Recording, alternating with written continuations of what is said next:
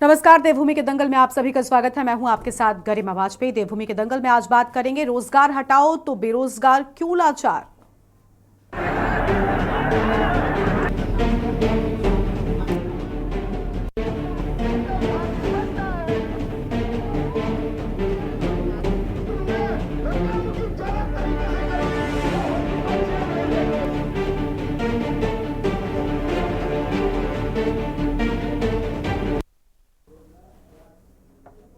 अब बड़ी बात यह है कि जब रोजगार हजार हैं तो भला बेरोजगार क्यों परेशान है। केदारनाथ विधानसभा उपचुनाव को भारी मतों से जीतने का धामी सरकार जश्न मना रही है। हालांकि सरकार के जश्न के बीच धामी सरकार की टेंशन बेरोजगार युवाओं ने बढ़ा दी है। दरअसल युवाओं ने देहरादून में सचिवालय का कूच किया और इस दौरान भारी भीड़ युवाओं के इस कूच में शामिल हुई। बेरोजगार युवा नई भर्तियों को शुरू करने के साथ ही पुलिस कांस्टेबल भर्ती में आयु सीमा में छूट प्रदान करने और महिलाओं के अतिरिक्त पद जोड़ने की मांग की गई। युवाओं का ये कहना है कि यूपी समेत अन्य राज्यों ने पुलिस कांस्टेबल भर्ती में आयु सीमा की छूट दी है, तो ऐसे में उत्तराखंड सरकार को भी युवाओं के हित में निर्णय लेना जरूर चाहिए। वहीं उत्तराखंड शासन ने बेरोजगार युवाओं की इस मांग को देखते हुए मुख्य सचिव राधा धतूड़ी की अध्यक्षता में बैठक हुई। बैठक में उम्र सीमा बढ़ाने को लेकर चर्चा हुई और इसका परीक्षण कराने का निर्णय लिया गया। बैठक में सुप्रीम कोर्ट के ताजा फैसले पर चर्चा हुई, जिसमें सुप्रीम कोर्ट के स्पष्ट आदेश है कि अगर भर्ती की कोई विज्ञप्ति जारी हो जाती है तो बीच में उसमें किसी तरह का संशोधन नहीं किया जा सकता है। बता दें कि देश के साथ ही प्रदेश में बढ़ती बेरोजगारी बड़ी समस्या बनती जा रही है। हालांकि राज्य के मुख्यमंत्री पुष्कर सिंह धामी का यह दावा है कि राज्य में बेरोजगारी दर घटी है और राज्य सरकार ने राष्ट्रीय औसत को पीछे छोड़ते हुए 19,000 के करीब भर्तियां भी कर दी है और यह प्रक्रिया लगातार जारी है। हालांकि कांग्रेस मुख्यमंत्री के इन दावों को हवा हवाई बताते हुए सरकार को युवा विरोधी बता रही है, जबकि भाजपा का यह आरोप है कि बेरोजगार युवाओं को विपक्षी दलों की ओर से भड़काया जा रहा है। अब बड़ा सवाल यह है कि बेरोजगारी दर घटने के बाद भी युवाओं में इतनी नाराजगी भला क्यों है? क्या विपक्ष दल इन युवाओं को भड़काने का प्रयास कर रहा है? आज इसी मुद्दे पर करेंगे विस्तार से बातचीत। खास मेहमानों का पैनल हमारे साथ में होगा, लेकिन उससे पहले एक नजर डालिए इस खास रिपोर्ट पर। देश के साथ ही उत्तराखंड में बढ़ती बेरोजगारी ने सरकार की चिंता को बढ़ा दिया है। बेरोजगारी का ये नजारा हाल ही में पिथौरागढ़ में हुई प्रादेशिक सेना भर्ती में भी देखने को मिला, जहां मात्र 133 पदों के लिए 20,000 से ज्यादा युवाओं की भीड़ उमड़ पड़ी। जिला प्रशासन के सभी इंतजाम धराशायी हो गए। युवाओं की इतनी बड़ी भीड़ इस भर्ती में उमड़ेगी, इसका अंदाजा न सेना को था और न जिला प्रशासन को। बावजूद इसके राज्य के मुख्यमंत्री पुष्कर सिंह धामी का दावा है कि राज्य में बेरोजगारी दर 4.4% घटी है। राज्य सरकार ने राष्ट्रीय औसत को पीछे छोड़ते हुए 19,000 के करीब भर्तियां भी कर दी हैं और ये प्रक्रिया लगातार जारी है। हालांकि कांग्रेस मुख्यमंत्री के इन दावों का हवा हवाई बताते हुए सरकार को युवा विरोधी बता रही है। बेरोजगारी दर हमारी कम हुई है, 4.4% क्या रिडक्शन हुआ है, उसमें कमी आई है। राष्ट्रीय जो औसत है उससे भी उसको भी हमने पीछे छोड़ा है। रोजगार देने के मामले में लगभग 19,000 भर्तियां पिछले 2.5-3 सालों में संपन्न हो गई। नकल का अध्यादेश हमने कराया। हम भूमि का कानून बना रहे हैं, आप देख रहे होंगे भूमि का कानून जब आएगा तब आएगा, लेकिन उससे पहले ही तमाम जमीनें जो है जिन्होंने गलत तरीके से खरीद रखी है जब्त हो रही है। अखबारों में पढ़ रहे हैं ना, और हम जल्दी जो है भूमि का कानून भी लेकर। जो दावे हैं हवा हवाई दावे हैं इनके। जो बेरोजगारी का आंकड़ा वो तो दिन प्रतिदिन बढ़ता जा रहा है। आपने इन्वेस्टर समिट किया देहरादून के अंदर, करोड़ों रुपए खर्च कर दिए। उद्योगपतियों ने उनको आपने बुलाया यहाँ पे। आप ये आज तक नहीं बता पाए कि राज्य के अंदर कितने उद्योग लगे हैं, कितने बेरोजगारों को रोजगार मिला है, कितना पलायन यहाँ से रुका हुआ है। पिथौरागढ़ के अंदर जिस प्रकार से बेरोजगारों का समूह, पूरा जन समूह उबड़ा है वहाँ पर, लेकिन सरकार उनकी व्यवस्था नहीं कर पाई। कई लोग उसमें चोटिल हो गए, कई लोग उसमें घायल हो गए हैं। तो सरकार की कोई व्यवस्था नहीं थी, अव्यवस्था ही थी। पूरे प्रदेश के अंदर जिस प्रकार से बेरोजगारी दर बढ़ी है वो एक चिंता का विषय है। जब राज्य के अंदर रोजगार लोगों को नहीं मिल पाएगा तो यहाँ से पलायन भी होगा। पलायन रोकने की बड़ी बड़ी बातें सरकार कर रहे हैं। इन्होंने पलायन आयोग भी खोला, लेकिन पलायन आयोग के इनके दफ्तर में खुद ताला लग चुका है। बेरोजगारी दर कहां से घटी है? अभी आप हाल ही में आप देखो, जिनको इन्होंने ज्वाइनिंग पत्र दिए हैं, ज्वाइनिंग लेटर दिए हैं, खुद मुख्यमंत्री ने करोड़ों का कार्यक्रम करवाया था, और आज भी कई उसमें युवा हैं जिनको जो है ज्वाइनिंग लेटर नहीं मिले हैं मुख्यमंत्री धामी के हाथों में देने के बावजूद भी उनकी ज्वाइनिंग नहीं हो पा रही है। तो अपने आप में ये दिखाते कुछ और है और करते कुछ और है। लेकिन कम से कम ये जो भीड़ आपको दिख रही होगी, रोकने के बावजूद भी प्रदेश का युवा डर नहीं रहा है, तो वो सिर्फ इसलिए क्योंकि यहाँ पर जो है बेरोजगारी है, यहाँ पर जो है उनको भागीदारी करनी है। और हम इनसे ये थोड़ी बोल रहे हैं आप पद जोड़िए, हम तो भागीदारी चाहते हैं कि भाई प्रदेश का युवा इस भर्ती में कम से कम भागीदार बने। आपको बता दें कि उत्तराखंड बेरोजगार संघ पिछले लंबे समय से आंदोलन कर रहा है। इसी कड़ी में सोमवार को भी बेरोजगार युवाओं ने देहरादून में सचिवालय का कूच किया। इस दौरान भारी भीड़ युवाओं की इस कूच में शामिल हुई। बेरोजगार युवा नई भर्तियों को शुरू करने के साथ ही पुलिस कांस्टेबल भर्ती में आयु सीमा में छूट प्रदान करने और महिलाओं के अतिरिक्त पद जोड़ने की मांग की गई है। युवाओं का कहना है कि यूपी समेत अन्य राज्यों ने पुलिस कांस्टेबल भर्ती में आयु सीमा की छूट दी है, तो ऐसे में उत्तराखंड सरकार को भी युवाओं के हित में निर्णय लेना चाहिए। सती है, मैं अल्मोड़ा का रहने वाला हूँ। अब ना युवा इसमें भागीदारी नहीं मांग रहा, अपना रोजगार के लिए वो कह रहा अवसर तो दो एटलीस्ट हमें एक बार। जिसके अंदर कैपेबिलिटी होगी वो क्वालिफाई होगा, जिसके अंदर नहीं होगी तो नहीं होगा, पर उनको अवसर तो दो एक बार। ये अवसर भी नहीं दे रहे हैं, इसलिए आज यहाँ पे युवा एकत्रित हुआ है। लेकिन फिर भी तानाशाही चल रही है। वहाँ गांधी पार्क से लेकर यहाँ तक लोगों को रोका जा रहा है। पुलिस बल देखा जाए कितना तैनात है, लेकिन वो दिक्कत कर रहा है कहीं ना कहीं। लेकिन हमारा बेरोजगार भाई कहीं ना कहीं आगे और आंदोलन करेगा। सरकार को इसमें सशक्त होने की जरूरत है। सब लोग इकट्ठा होकर काम कर रहे हैं और आगे भी करते रहे। देखिए, उत्तराखंड का बहुत बड़ा दुर्भाग्य है, पुलिस के माध्यम से युवाओं को दमन कर रहे हैं। युवाओं की मांगों पर पुलिस द्वारा डराया जा रहा है, धमकियां दी जा रही है। अभी हमारा जो आज का था गांधी पार्क से होना था, और पुलिस द्वारा युवाओं को डरा के को पकड़ कर यहाँ पटक दिया जा रहा है। तो आप देख सकते हैं, बहुत हमारे उत्तराखंड के लिए बहुत बड़ी दुर्भाग्य है। युवाओं की जो मांग है, क्यों सरकार उसे संज्ञान में नहीं ले रही है? हम उनका घर थोड़ी मांग रहे हैं, उनसे पैसा मांग रहे हैं या उनका कोई बैंक बैलेंस मांग रहे हैं। अरे हम तो जायज मांग रहे हैं। जिस प्रकार से यूपी में बढ़ा रहे, हिमाचल में बढ़ा रहे, राजस्थान में बढ़ा, उत्तराखंड भी बढ़ा दो। अगर 28 साल का 27 साल का लड़का 18 फीट लॉन्ग जॉब मार सकता है तो उसे मौका क्यों नहीं दिया जा रहा? अगर आप 18-19 साल का लड़का को आप मौका दे रहे हो, पूरा दो ना, 22 साल के लड़के को दे रहे हो आप, तो पूरा 28 साल तक कम से कम मौका देना चाहिए। एक मौका, अवसर मांग रहे हैं ना सब युवाओं को, एक बार अवसर दो। 2000 पद बहुत होते। प्रदेश में बेरोजगारी की स्थिति नियंत्रण से बाहर है। बेरोजगार कार्यालयों में 8 लाख से ज्यादा पंजीकृत बेरोजगारों की फौज है। पिछले 7 सालों से भर्तियां निकल नहीं रही हैं। केवल एडॉप्ट बेस पे जो भर्तियां हो रही हैं, वो भी सारे हमारे साथी सड़कों पर उतर के सरकार के खिलाफ प्रदर्शन कर रहे हैं और सरकार के कान पे जूं नहीं रेंग रही है। संवैधानिक लोकतंत्र के तहत बेरोजगार धरने पे बैठ रहे हैं, वहाँ भी पुलिसिया प्रताड़ना झेलने के लिए वो मजबूर हैं। आखिर बेरोजगारों की पीड़ा इस प्रदेश के अंदर कौन सुनेगा? सरकार तो सुन नहीं रही है। बेरोजगारों के लिए क्या बेहतर हो सकता है, उसके लिए हमारी सरकार हमेशा कार्य करती आई है। और चाहे हम रोजगार देने की बात करें, चाहे स्वरोजगार की बात करें, हर दृष्टि से माननीय पुष्कर सिंह धामी जी की सरकार ने बेरोजगार को सरकारी नौकरी देने का भी काम किया है, स्वरोजगार भी उपलब्ध कराने का काम किया है। और ये भी सौभाग्य की बात है कि उत्तराखंड राज्य देश में सर्वाधिक स्वरोजगार सृजित करने वाला राज्य है। और धामी जी के नेतृत्व में राज्य गठन के बाद सर्वाधिक अगर सरकारी नौकरी देने का काम किया गया है तो इसी सरकार ने किया है। कुल मिलाकर एक और सरकार का दावा है कि राज्य में बेरोजगारी दर 4.4% घटी है, तो वहीं दूसरी ओर पिथौरागढ़ में हुई सेना भर्ती में 133 पदों के लिए 20,000 से ज्यादा युवाओं की भीड़ उमड़ना चिंता की बात है। वहीं इस बीच बेरोजगार युवाओं ने पुलिस कांस्टेबल भर्ती में आयु सीमा में छूट प्रदान करने और महिलाओं के अतिरिक्त पद जोड़ने की मांग को लेकर भी आंदोलन शुरू कर दिया है। ऐसे में सवाल ये है कि बेरोजगारी दर घटने के बाद भी युवाओं में इतनी नाराजगी क्यों है? Uttarakhand desk report.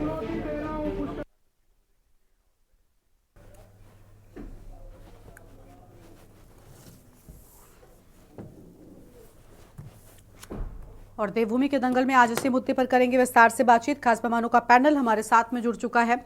सबसे पहले इनसे आपका परिचय करवाते हैं। हमारे साथ में संजीव वर्मा जी हैं, प्रदेश प्रवक्ता हैं भारतीय जनता पार्टी की ओर से। प्रमोद कपर में अभी थोड़ी देर में जुड़ेंगे। और दीपक रावत जी हमारे साथ में हैं, केंद्रीय प्रवक्ता हैं उत्तराखंड क्रांति दल की ओर से, और सुरेश सिंह जी हमारे साथ में हैं, प्रदेश प्रवक्ता उत्तराखंड बेरोजगार संघ की ओर से। रतन मणि ढोभाल जी हमारे साथ में हैं, राजनीतिक विश्लेषक हैं, और इनके साथ में चर्चा की हम शुरुआत करेंगे।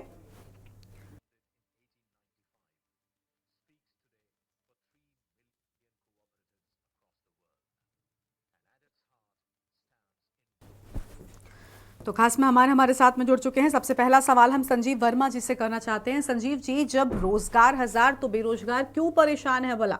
और रोजगार की समस्या तो आज से थोड़ी है, रोजगार की समस्या तो तब से है जब से प्रदेश का गठन हुआ, हम देख पा रहे हैं। और इसी से एक और नई समस्या जुड़ी, पलायन, जो उत्तराखंड के लिए एक बहुत बड़ी समस्या है। पलायन क्यों होता है उत्तराखंड में? सिर्फ और सिर्फ उसकी एक ही वजह है, वो है रोजगार की कमी। जब आप दावा कर रहे हैं कि हम इतना रोजगार दे रहे हैं, तो फिर युवा क्यों परेशान है? युवा अब आपकी टेंशन क्यों बढ़ा रहे हैं? युवाओं की ओर से प्रदर्शन क्यों किया जा रहा है? गरिमा जी, देखिए, माननीय पुष्कर सिंह धामी जी, माननीय मुख्यमंत्री जी के नेतृत्व में इस समय वर्तमान में जो सरकार चल रही है, मैं सोचता हूँ एक कीर्तिमान स्थापित करने का काम हमारी माननीय धामी जी की सरकार के द्वारा किया गया है, जहां 19,000 से अधिक सरकारी नौकरी देने वाला उत्तराखंड पहला, देश भर का पहला स्टेट बना है, जहां रोजगार और स्वरोजगार की दिशा में सरकार लगातार काम कर रही है। और बेरोजगारी दर उत्तराखंड में न्यूनतम इस समय दर्ज की गई है। आप पूरे देश भर का यदि आंकड़ा उठाकर देखते हैं तो उत्तराखंड में बेरोजगारी दर लगातार घट रही है।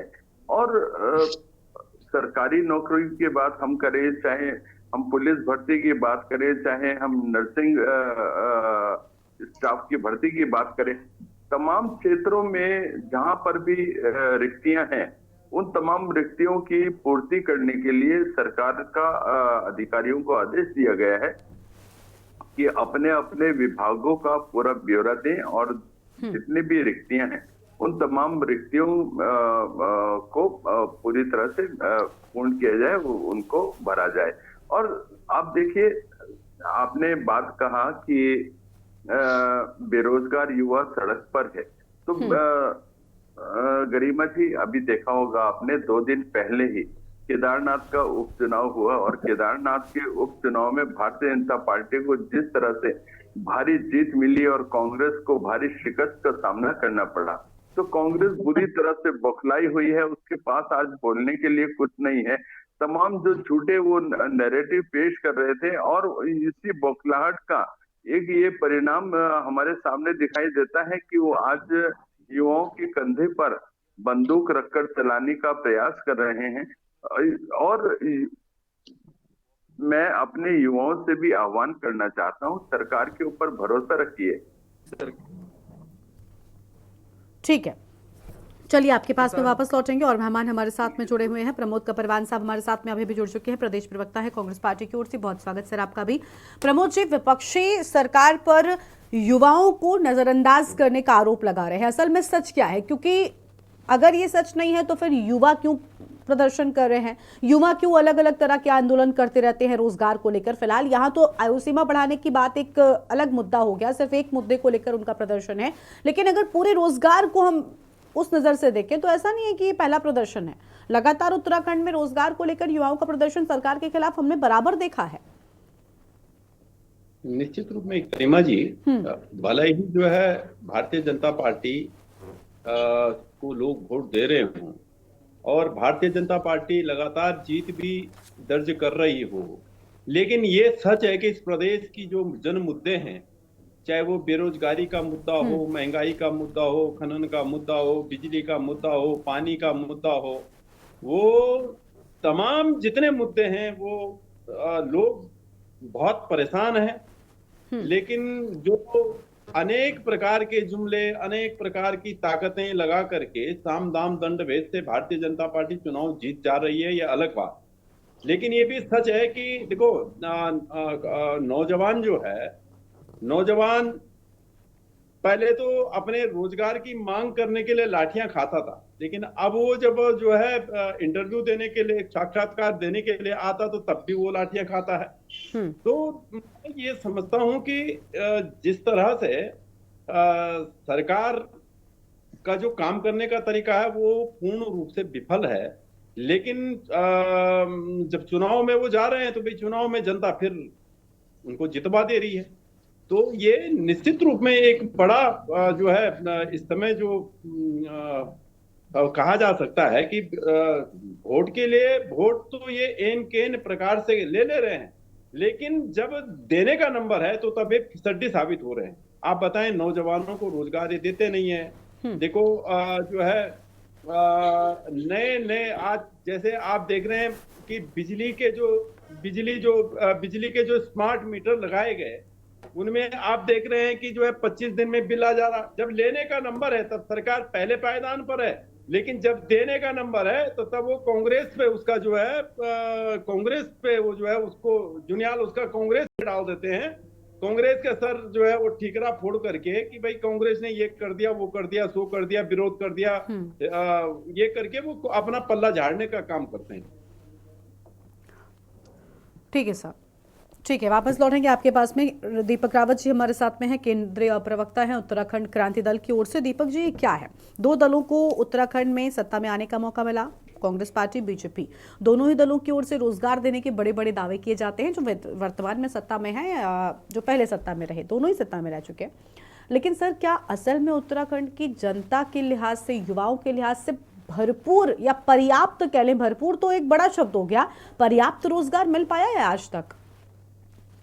गरिमा जी, हाँ, बेरोजगारी की जो समस्या है ये उत्तराखंड में जब से उत्तराखंड बना पृथक राज्य, इसमें से जो एक बहुत बड़ी मांग थी वो ये थी कि यहाँ के जो लोग थे उनको रोजगार मिल सके जब राज्य अलग बनेगा। लेकिन यदि आज 24 वर्ष होने के बाद भी बेरोजगारों को सड़कों पर उतरकर अपने रोजगार के लिए प्रदर्शन करना पड़ रहा हो, तो आप समझ सकते हैं कि इस जो जब भी यहाँ भारतीय जनता पार्टी की सरकार रही हो या कांग्रेस की सरकार रही हो, अगर इनकी नीतियां सही होती, इन्होंने अगर एक योजनाबद्ध तरीके से कार्य किया होता, तो शायद आज ये जो युवा है जो सड़कों पर उतर के अपने लिए सुविधाएं मांग रहे हैं, खाली छूट मांग रहे हैं भर्तियों में, तो इस प्रकार की जो स्थिति इस प्रदेश के सामने उत्पन्न नहीं होती और सरकार के सामने नहीं होती है। अब एक बहुत ही अजीब सा देखिए कि भारतीय जनता पार्टी के जो प्रवक्ता है, पिथौरागढ़ का आपने अभी रिपोर्ट दिखाई, उसमें आपने बताया कि सिर्फ मात्र 150 या कुछ पदों के लिए 20,000 युवा सड़कों पे आ गया।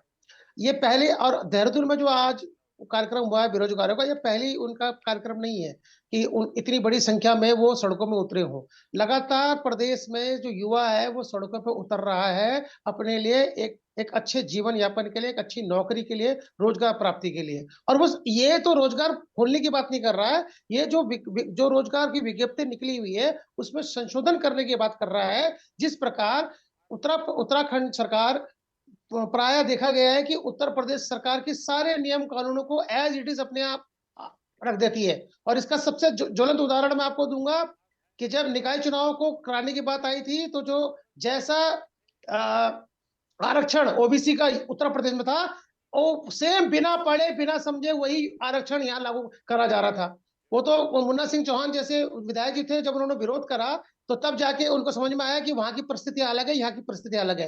तो जब उस मामले में ये चीजों को अपनाया जा सकता है, तो अगर आज उत्तर प्रदेश में छूट मिल रही है पुलिस नौकरी में या विभिन्न किसी और जो नौकरियां निकली हुई हो, तो वही मापदंड यहाँ इस प्रक्रिया में क्यों नहीं अपनाया जा रहा? सबसे बड़ा प्रश्न चिन्ह तो ये है। दूसरा प्रश्न जी गरिमा जी ये है, ये बन रही है, देखने में आ रहा है बार बार कि एक बात बोली जा रही है कि राष्ट्रीय स्तर में बेरोजगारी दर 4 कुछ कम हुई है, लेकिन ये नहीं बता रहे हैं कि वो आंकड़ा किस वर्ष का है, क्योंकि हर वर्ष बेरोजगारी दर का आंकड़ा बढ़ता जाता है। और सबसे बड़ी बात, जो सबसे महत्वपूर्ण बात है गरिमा जी, जिसमें भारतीय जनता पार्टी आंकड़ों का खेल खेलती है, सेवा नियोजन कार्यालय में कितने बेरोजगार पंजीकृत हैं और कितने बेरोजगार हर वर्ष उसमें पंजीकृत हो रहे हैं, और उसके वनस्पत ये जो 19,000 का आंकड़ा दिया जा रहा है, ये किस वर्ष का दिया जा रहा है? अगर आप इनसे पूछेंगे तो आपको समझ में आ जाएगा कि खाली मीडिया को जानकारी देने के लिए, जनता को बरकलाने के लिए ये आंकड़े प्रस्तुत कर रहे हैं, लेकिन वास्तविकता में अगर ये आंकड़े सच होते तो जो पिथौरागढ़ का जो आपने रिपोर्ट दिखाई थी जिसमें सारा बेरोजगार वहां सड़कों पे दिखा, और आज अगर देहरादून में सड़कों में दिख रहा है कम से कम 4-5 हजार जो युवा है सड़कों पर लगातार उतर रहा है, ये सीन जो है इस न सरकार को देखना पड़ता ना प्रशासन को। तो ये सब बताता है कि कहीं ना कहीं पर जो पिछले 24 वर्षों में दोनों ही राष्ट्रीय दलों ने नीतियां बनाई हैं, उसमें कहीं भी यहाँ के जो स्थानीय युवक है उसको ध्यान में रखकर नीतियां नहीं बनी है। यदि बनी होती तो ये परिस्थिति आज इस प्रदेश को नहीं झेलनी पड़ती या युवाओं को नहीं सहना पड़ता इस प्रदेश में जिसके लिए उन्होंने संघर्ष किया। साफ तौर पर देखिए संघर्ष किया है लोगों ने और वो आज भी स्थिति सुधार नहीं हो पाए, उसमें ये बड़ी बात है अपने आप में। सुरेश सिंह जी हमारे साथ में है, प्रदेश प्रवक्ता हैं उत्तराखंड बेरोजगार संघ की ओर से। बहुत स्वागत सर आपका भी। सर, बेरोजगार संघ के आप प्रवक्ता है, लेकिन क्या लग रहा है कि ये जो लड़ाई लड़ी जा रही है आप लोगों की ओर से, जो युवा खुलकर सामने आते हैं, सरकार से मांग करते हैं कि उनके हित में कम से कम कुछ नए कदम बढ़ाएं, अभी जिस तरीके से इस भर्ती को लेकर ही आयु सीमा बढ़ाने की मांग की जा रही है पुलिस भर्ती में, क्या लग रहा है सरकार ध्यान देती है? ये सिर्फ रोजगार देने के लिए भी क्या सरकार का ध्यान जाता है आप लोगों की ओर, जो लड़ाई आप लोग लंबे वक्त से लड़ते चले आ रहे हैं युवाओं के फ्यूचर के लिए?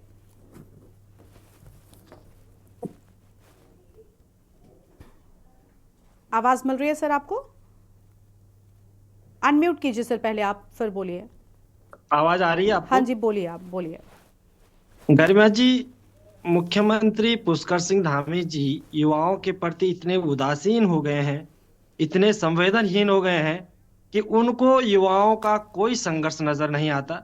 और जो हमारे बीजेपी के प्रवक्ता महोदय बोल रहे हैं, मैं प्रवक्ता महोदय को भी ये अवगत करा दूं, संजीव वर्मा जी को, कि मुख्यमंत्री जी की चापलूसी करने से बेहतर अगर आप युवाओं के पक्ष में और सटीक मुद्दों के साथ अगर बात करें तो मैं समझता हूं कि युवा भी आपके भी आभारी रहेंगे। आपने 19,000 पदों की बात करी, पहले तो प्रवक्ता महोदय ये बता दें कि 19,000 पद कौन से हैं, किन विभागों में तैनात किए गए हैं, और ये युवाओं को अगर आपने 19,000 युवा अगर बताया है, और आजकल तो हमारे मुख्यमंत्री पुष्कर सिंह धामी जी डाकिये बने हुए हैं, डाकिये बनकर युवाओं को नियुक्ति पत्र दे रहे हैं, और पिछले 6, 7, 8, 10 महीने मेरे से भाई जरा भाषा की मर्यादा रखिए, यदि तमीज नहीं है तो सीख के आइए। जी, माननीय मुख्यमंत्री जी को आप डाकिया बोल रहे हैं, माननीय मुख्यमंत्री जी को यदि आप डाकिया बोल रहे हैं, आपको शर्म नहीं आती है? ठीक है जी, जी वर्मा जी, ठीक है संजीव जी, उनको बोलने तो दीजिए। जो काम डाकिये का था वो मुख्यमंत्री स्वयं कर रहे हैं। जो नियुक्ति पत्र डाकिये के माध्यम से युवाओं तक पहुंचते थे, आज वही काम मुख्यमंत्री स्वयं कर रहे हैं। और उस डाकिये का हाल देखिए कि पिछले 6, 7, 8 महीने पहले वो नियुक्ति पत्र दे दिए, लेकिन आज तक ज्वाइनिंग नहीं हुई। आप मर्यादा की भाषा सिखा रहे हैं आदरणीय प्रवक्ता महोदय। मैं आपको बता दूं कि मर्यादा में रहते हुए हमने मुख्यमंत्री पुष्कर सिंह धामी जी से कई बार मुलाकात कर ली, आपके सचिवालय में बैठे उच्चाधिकारियों से बात कर ली, पुलिस विभाग में बैठे उच्चाधिकारी, यहाँ तक कि डीजीपी से भी बात कर ली, गृह सचिव से बात कर ली, मुख्य सचिव से बात कर ली, मुख्यमंत्री जी से बात कर ली। अगर मुख्यमंत्री संवेदनशील हैं, अगर मुख्यमंत्री जी को युवाओं की चिंता है, यदि मुख्यमंत्री युवाओं को रोजगार देने के इच्छुक हैं, तो मुख्यमंत्री जी से हम कोई उनका बंगला नहीं मांग रहे हैं, कोई सरकारी खजाना नहीं मांग रहे हैं, अपना अधिकार मांग रहे हैं। और जो अधिकार, जिन अधिकारों के लिए हम लंबे समय से संघर्ष कर रहे हैं, मुख्यमंत्री जी उनको लगातार टालते जा रहे हैं। अगर उनका हृदय और दिल उनका अगर युवा होता, उनकी सोच युवाओं के प्रति सकारात्मक होती, तो कहीं ना कहीं वो युवाओं की मामूली सी बातों को स्वीकारते। हमारी कोई भारी भरकम मांगे नहीं है। जो पुलिस भर्ती में आयु सीमा में छूट प्रदान करने की बात है, हम उत्तर प्रदेश के मुख्यमंत्री माननीय श्री योगी आदित्यनाथ योगी जी का स्वागत सम्मान करते हैं, उनका धन्यवाद ज्ञापित करते हैं कि उन्होंने वहां के युवाओं को मौका तो दिया। सिंह धामी हैं, युवा मुख्यमंत्री कहते हैं अपने आप को, और उत्तर प्रदेश के मुख्यमंत्री योगी आदित्यनाथ जी की नकल करते हैं। लेकिन इस मामले में उनकी नकल, वो जो नकल करते थे, वो इस मामले में कहां गई? आज उत्तर प्रदेश में आयु सीमा में छूट दी गई है, हिमाचल प्रदेश में दी गई है, राजस्थान में दी गई है, लेकिन एक ऐसा राज्य उत्तराखंड, नया नवेला राज्य, जिसमें युवा लगातार लंबे समय से मांग कर रहा है, वो आज युवाओं की मांगों को लगातार अनसुना कर रहे हैं। तो और क्या, आप क्या सम्मान चाहते हैं? हमने मुख्यमंत्री जी से सम्मान दिया, हम खुद गए उनके पास, डेलीगेशन गया, मुख्य सचिव के पास डेलीगेशन चला गया, पुलिस महानिदेशक के पास डेलीगेशन चला गया, गृह सचिव शैलेश बगोली जी के पास चला गया। अब किसके पास जाएं? सड़कों पर उतरने के लिए मुख्यमंत्री पुष्कर सिंह धामी जी युवाओं को बार बार मजबूर कर रहे हैं और युवाओं के प्रति इतने उदासीन हो गए हैं। लेकिन युवा है, युवा, आपने केदारनाथ का जिक्र कर रहे थे हमारे संजीव वर्मा जी, मैं आपको बताना चाहता हूं कि हम लोगों ने भी वहां पर एक निर्दलीय प्रत्याशी को समर्थन किया, और वो समर्थन कितने मतदान हासिल किए वो आपको बखूबी जानते होंगे। और आगामी जो अगर इसी प्रकार का रवैया प्रदेश के मुख्यमंत्री पुष्कर सिंह धामी जी का प्रदेश के युवाओं के प्रति रहा तो निस्संदेह आने वाले समय में और भी हमारे पास रास्ते हैं। पूरे तरीके से हम लोग काम कर रहे हैं प्रदेश को बेहतर बनाने की दिशा में। युवाओं की मांगों को लेकर लगातार हम सड़क से और सचिवालय तक संघर्ष कर रहे हैं। बिल्कुल, देखिए आपकी ओर से काम किया जा रहा है, लेकिन जब तक सरकार की ओर से ठीक समर्थन नहीं मिलता, आपकी बातों को ठीक तरीके से नहीं सुना जाता, उनको लेकर काम नहीं किया जाता, तब तक शायद यहाँ पर जो बेरोजगार युवा है उनको न्याय नहीं मिल पाएगा। इस पर हम और विस्तार से आप लोगों के साथ में चर्चा को आगे बढ़ाएंगे। उससे पहले एक ब्रेक के लिए आप पर रोकते हैं, जल्द लौटेंगे।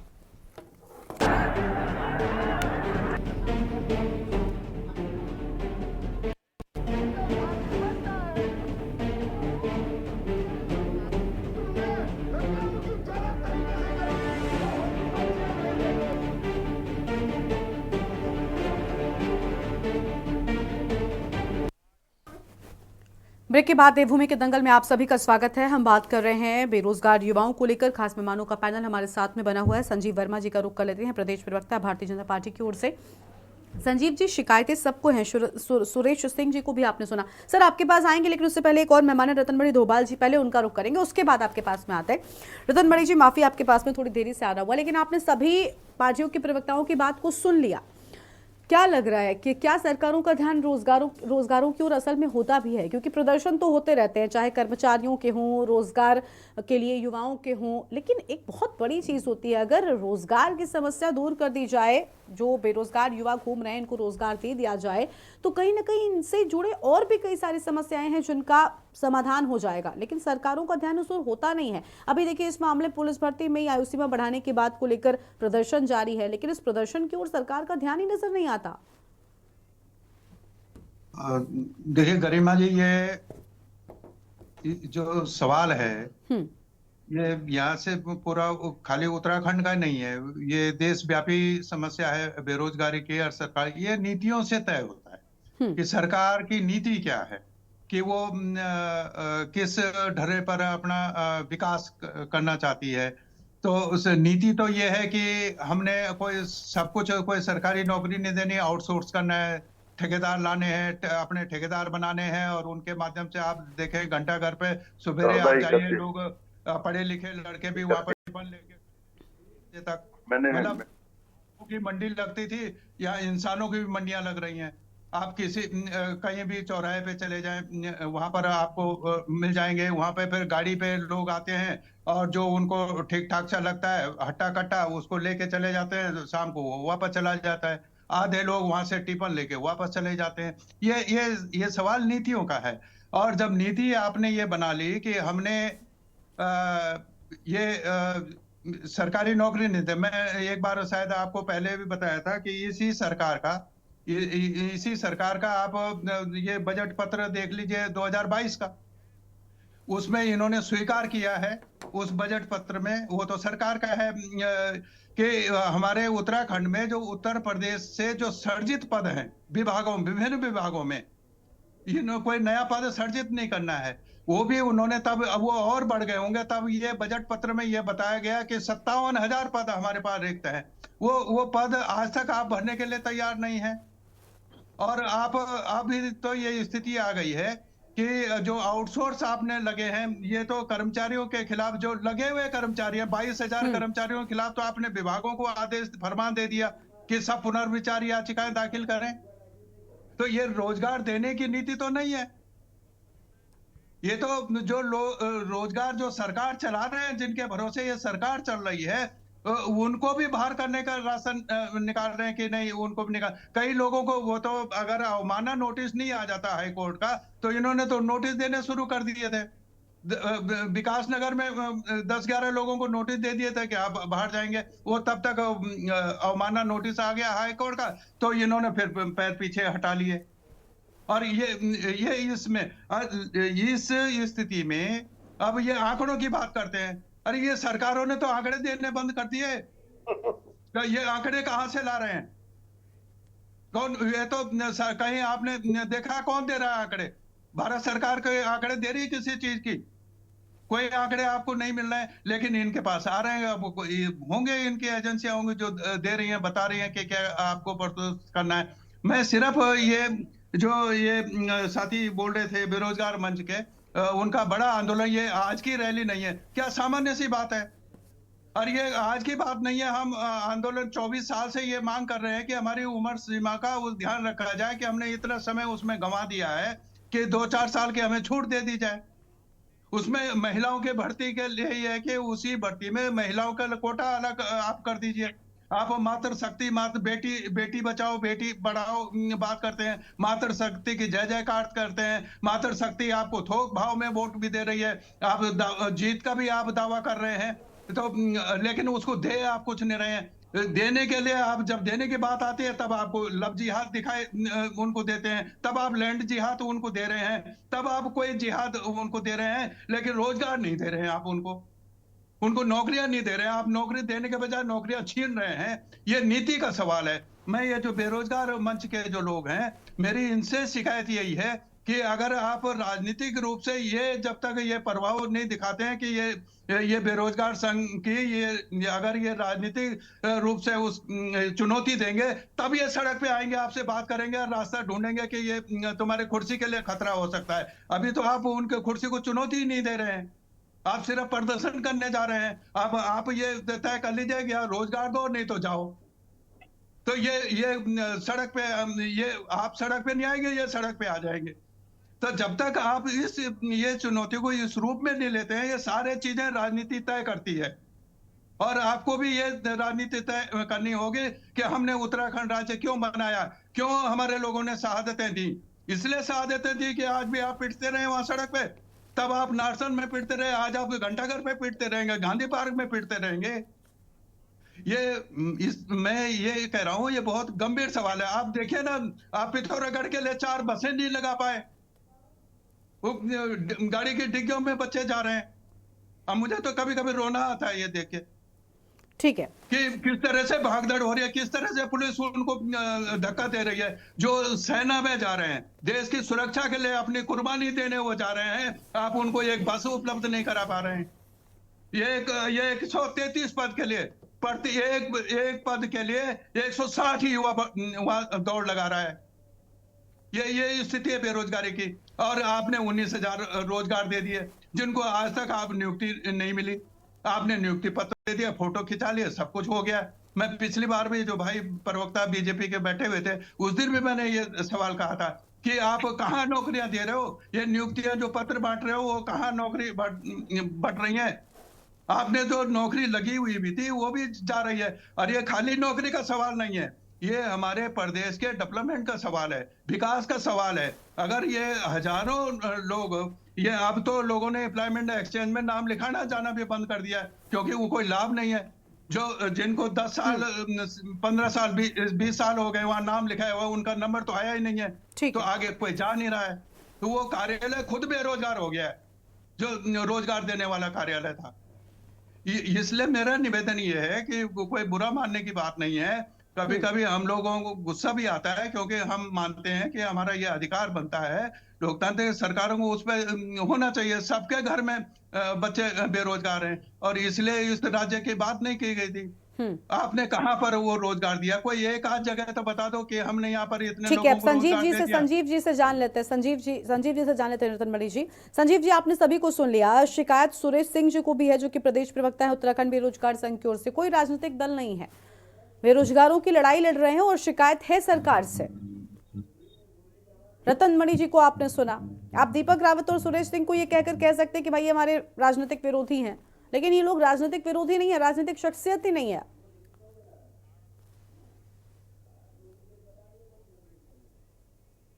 अनम्यूट कीजिए सर। गरिमा जी देखिए, भारतीय जनता पार्टी की हमेशा से विकासवादी सोच रही है, जबकि हमारा विपक्ष उसमें चाहे आप कांग्रेस पार्टी को लें चाहे अन्य दलों को लें, वो जातिवाद की राजनीति करते हैं, वो वंशवाद की राजनीति करते हैं, वो तुष्टीकरण की राजनीति करते हैं। लेकिन भारतीय जनता पार्टी हमेशा से विकास की राजनीति करती आई है। देश का विकास कैसे हो, राज्य का विकास कैसे हो, युवा के हाथ में रोजगार कैसे आए, युवा को जो सरकारी नौकरी की दरकार है उसकी दरकार कैसे हम पूरी करें, और इसी बात को ध्यान में रखते हुए, दृष्टिगत रखते हुए माननीय मुख्यमंत्री श्री पुष्कर सिंह धामी जी के शासनकाल में मात्र 1.5 साल के एक शॉर्ट पीरियड में 19,000 सरकारी नौकरियां दी गई हैं, और अभी 4,000 से अधिक नौकरियां पाइपलाइन में है। और मैं सोचता हूं अगले 6-8 महीनों के अंदर उन बाकी की 4-4,500 नौकरियों के भी भर्ती परीक्षाएं आहूत की जाएंगी। और तमाम आप पुलिस की बात करें, अभी मेरे भाई, छोटे भाई बोल रहे थे कि हमने पुलिस में आयु सीमा के बारे में बात करी है, तो उसके ऊपर भी सरकार बहुत गंभीरता के साथ विचार कर रही है। यदि इस तरह का कोई भी रास्ता निकलता है तो सरकार उसके ऊपर भी विचार कर रही है। सरकार आपके साथ है, सरकार युवाओं के साथ है, उत्तराखंड युवा प्रदेश है और युवाओं के प्रति पूरी तरह से संवेदनशील है। गरिमा जी देखिए, जिस समय राज्य बना था, राज्य बनते हुए उत्तराखंड राज्य को विशेष राज्य का दर्जा हमारी सरकार के द्वारा दिया गया। ये सोच दिमाग के अंदर रखते हुए कि यहाँ पर हम इसको विशेष राज्य का दर्जा देंगे तो यहाँ पर बड़े बड़े औद्योगिक घराने आएंगे। 2013 तक हमने टैक्स हॉलीडे यहाँ पर दिया, जिसका सत्परिणाम हुआ कि बहुत बड़े बड़े उद्योग उत्तराखंड में सिडकुल के माध्यम से लगे। किंतु 2004 में जैसे सेंटर में कांग्रेस की सरकार आई, इन्होंने विशेष राज्य के दर्जे को भी यहाँ से हटाने का काम किया, छीनने का काम किया, और जो टैक्स हॉलीडे 2013 तक था उसको 2007 में ही पूरी तरह समाप्त कर दिया गया। उसका एक दुष्परिणाम यहाँ के युवाओं को झेलना पड़ा, जिसमें तमाम जो बड़े औद्योगिक घराने थे बहुत तेजी के साथ उन्होंने पलायन किया और युवाओं के हाथ से रोजगार जाता रहा। तो मैं सोचता हूँ, और हमारे कांग्रेस के मित्र अभी पासवान जी बड़ी बड़ी बातें कर रहे थे, मैं आपसे ही आप अपनी बारी में आएगी उसमें इस बात का जरूर उल्लेख कीजिएगा।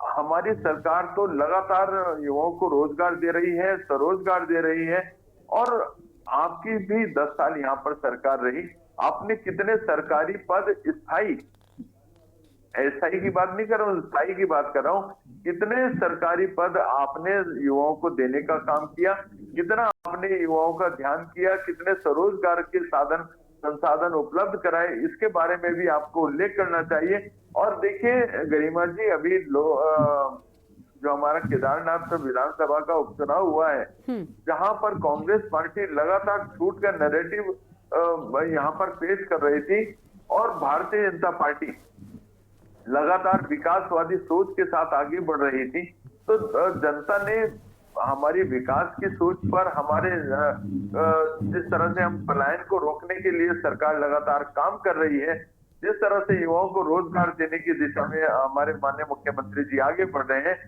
जो उनकी सोच 2025 तक उत्तराखंड को हमने देश का सर्वप्रथम राज्य बनाना है, उस दिशा में जो हम लगातार काम कर रहे थे, उसके ऊपर जनता ने भी एक अपनी सहमति की मोहर लगाने का काम किया।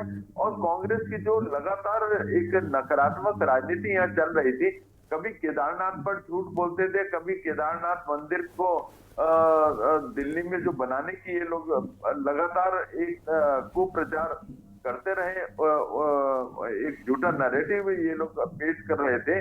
कभी केदारनाथ में सोना चोरी का जो घृणित आरोप लगाकर न केवल केदारनाथ धाम को बदनाम करने का काम कर रहे थे, और बल्कि उत्तराखंड की अस्मिता के साथ भी ये लोग खेलने का काम कर रहे थे, उत्तराखंड को बदनाम करने का काम कर रहे थे। और जितने हमारे श्रद्धालु देश और विदेश से आते हैं, तो मैं सोचता हूँ उनकी आस्थाओं के ऊपर भी एक कुठारघात करने का काम कर रहे थे।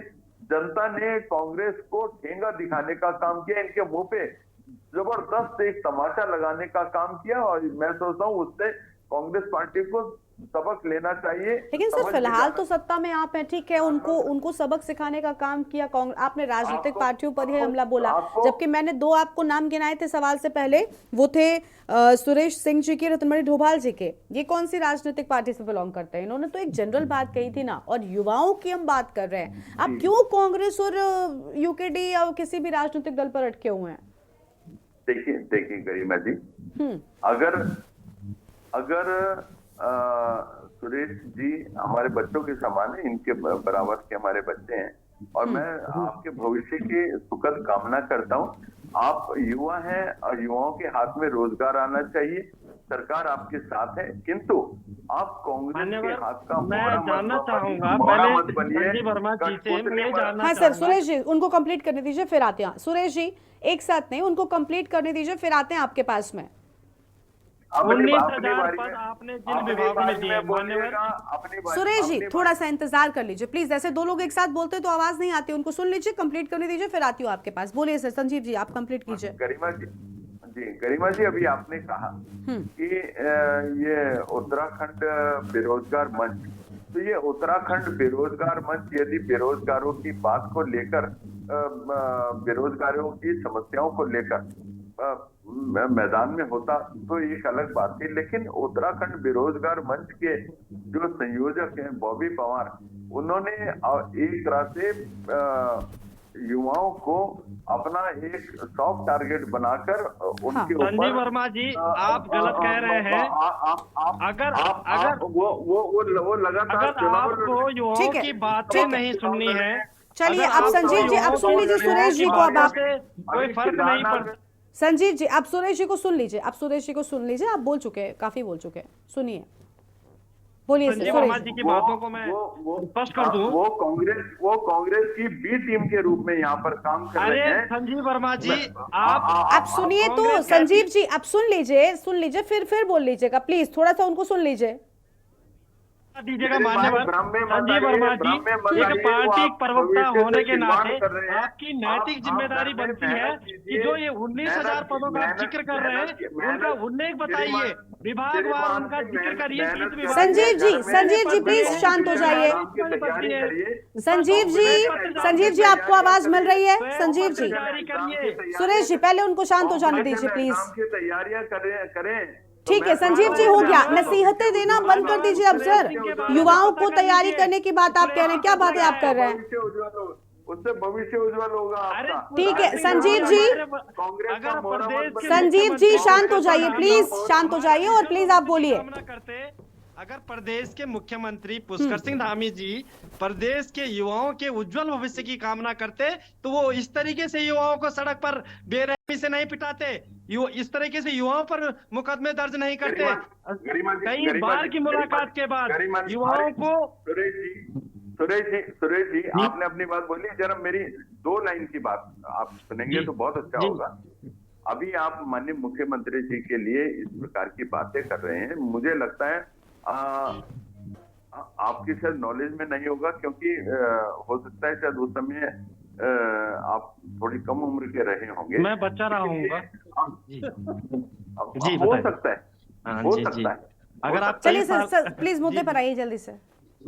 अरे श्रीमान जी सुनिए ना, मैं मजाक नहीं कर रहा हूँ आपसे, ये मजाक का विषय नहीं है, मैं सीरियसली बात कर रहा हूँ। ये 2004 की बात थी जब माननीय मुख्यमंत्री श्री पुष्कर सिंह धामी जी भारतीय जनता युवा मोर्चा के प्रदेश अध्यक्ष हुआ करते थे, और उन्होंने एक ओंकार रैली निकाली थी, वो भी युवाओं के उज्जवल भविष्य के लिए।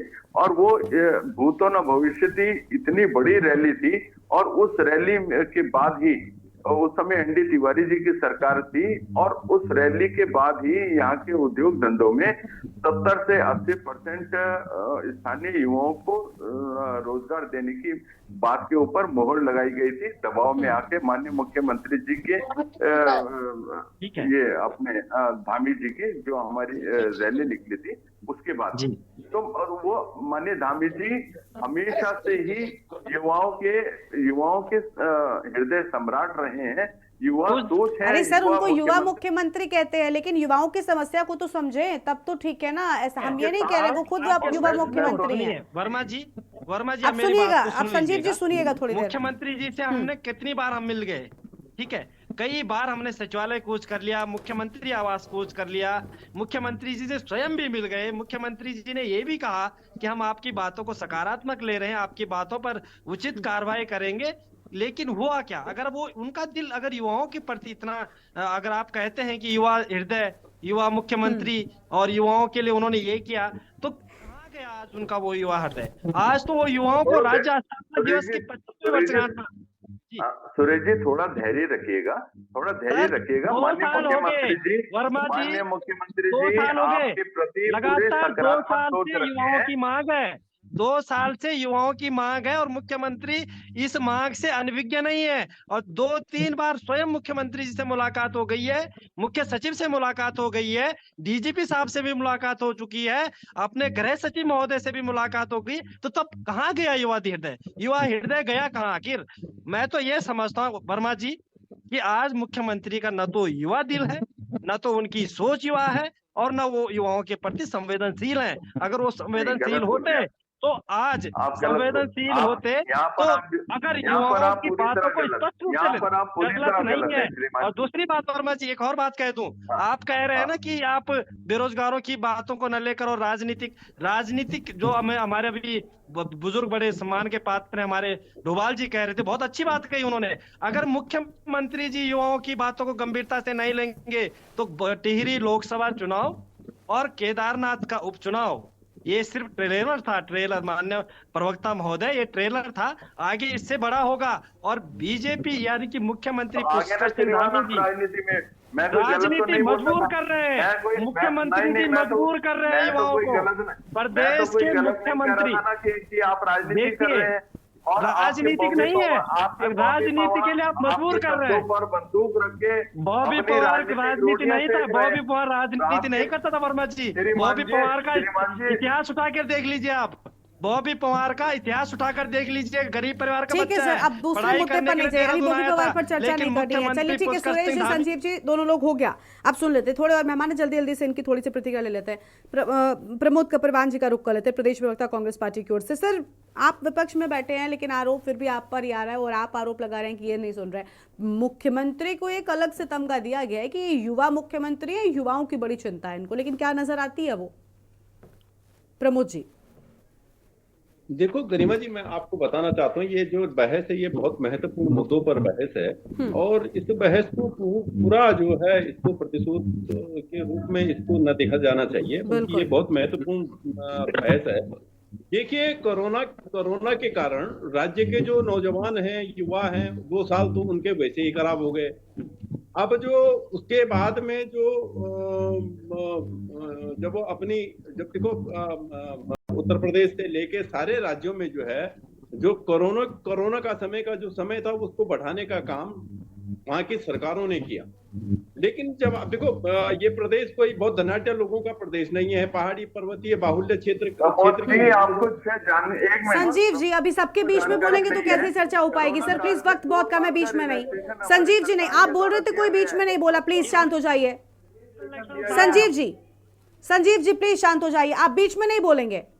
आप बोल रहे थे कोई बीच में बोला? सर, चर्चा का एक नियम होता है ना, आप सबके बीच में बोलेंगे कैसे बात बनेगी? प्रमोद जी जल्दी से कंप्लीट कीजिए। आप बाजू फोल्ड करके मत आइए। चलिए प्रमोद जी, अब मुद्दे पर आइए, सर वक्त कम है, देखिए हमारे पास में। देखो नौजवानों, और मैं ये समझता हूँ, देखो कोई आजीवन नौकरी का सवाल तो है नहीं भाई, इनकी एक सीमा है भाई, फौज में वो इतने साल जाएगा, पुलिस में इतने साल जाएगा। आज जो है जब इनकी दाढ़ी सफेद होने लगी तो आखिर ये सड़कों पे नहीं आएंगे तो कहाँ जाएंगे बताओ। लेकिन मैं आपसे एक बात और कहना चाहता हूँ कि भारतीय जनता पार्टी विपक्ष के लिए बहुत अच्छी पार्टी है। अभी मैं संजीव वर्मा को सुन रहा था कि वो कह रहे थे कि नौजवानों की लड़ाई के एनटी तिवारी के टाइम पे ये सड़कों पर आए, इन्होंने हमारी सरकार से करवाए। लेकिन उल्टा हो गया, जो सरकार में चाहिए थे वो तो इस समय सड़कों पर है, और जो सड़क में होने चाहिए थे वो इस समय सरकार पे है। तो मैं आपसे ये कहना चाहता हूँ, और इन बेरोजगार अरे आपकी करने की वजह से सरकार, आपकी करने की वजह से जनता ने नकारा है आपको, आपके भ्रष्टाचार और घोटालों की वजह से आपको नकारा गया है मेरे भाई। आप तो 205 केजी सोना खा के केदारनाथ में, अब आप कह रहे थे कि आप सर प्लीज केदारनाथ पर चर्चा नहीं हो रही है, चर्चा हो चुकी है, उस पर चुनाव भी हो चुका, नतीजे भी आ गए, अब उस पर चर्चा थोड़ी करनी है। ठीक है, चलिए रतन मणि जी को एक बार जल्दी से सुन लेते। रतन मणि जी, सर यही होता रहता है, एक दूसरे पर आरोप प्रत्यारोप, इसके अलावा कुछ निकल कर सामने नहीं आता। सर जल्दी से आप बोलिए। प्रमोद जी शांत हो जाइए, प्रमोद जी शांत हो जाइए प्लीज, रतन मणि जी को सुन लेते हैं, बोलिए। गरिमा जी, मैं सिर्फ ज्यादा नहीं, ये उनको जानकारी के लिए मैं बता रहा हूँ। हाँ। कि जब उन्होंने कहा कि तिवारी जी सिडकुल लाए, सही बात है, और आंदोलन हुआ, लोगों की आवाज थी, तो उन्होंने 70% ये कि यहाँ के लोगों को रोजगार मिलेगा।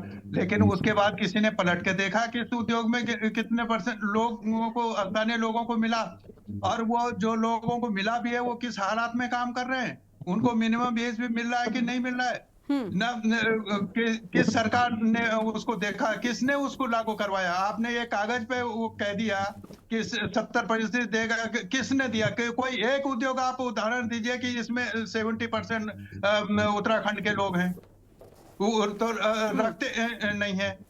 और उसी सिडकुल में आपकी सरकारें, चाहे वो बाद की कांग्रेस की सरकार हो, चाहे भारतीय जनता पार्टी की, 700 उद्योग बंद हो गए जो तिवारी जी लगा गए थे। आप तो नए उद्योग की बात कर रहे हैं, 700 जो लगे हुए थे वो बंद हो गए, आप उनको भी नहीं रोक पाए हो। ये स्थिति है। बेरोजगार सबको सरकारी नौकरी में नहीं मिलना है, उसके लिए औद्योगिकीकरण चाहिए। आपने पहल की, उसके लिए इन्वेस्ट समिट किए 2018 में भी, उस बाद में धामी ने भी किए, लेकिन एक पैसा निवेश का नहीं आया है। तो चलिए ठीक है। देखिए, उम्मीद यही है कि जो रोजगार के लिए बेरोजगार युवा लड़ाई लड़ रहे हैं, उनकी इस लड़ाई को कम से कम सरकार में बैठे लोग समझेंगे और उनके लिए कुछ खास यहाँ पर सरकार की ओर से किया जाएगा। बहुत शुक्रिया आप सभी मेहमानों का, मैं अपनी चर्चा को यहीं पर रोकना पड़ रहा है। हमारी चर्चा में आने के लिए बहुत शुक्रिया आप सभी का। देवभूमि के दंगल में हम बात कर रहे थे, जब इतने सारे रोजगार होने का दावा सरकार करती है तो आखिर रोजगार के लिए युवा क्यों परेशान नजर आते हैं, क्यों बेरोजगार युवाओं का प्रदर्शन एक के बाद एक देखने को मिलता है। देवभूमि के दंगल में इतना ही। तमाम बड़ी खबरों के लिए आप देखते रहिए के न्यूज़ इंडिया। नमस्कार।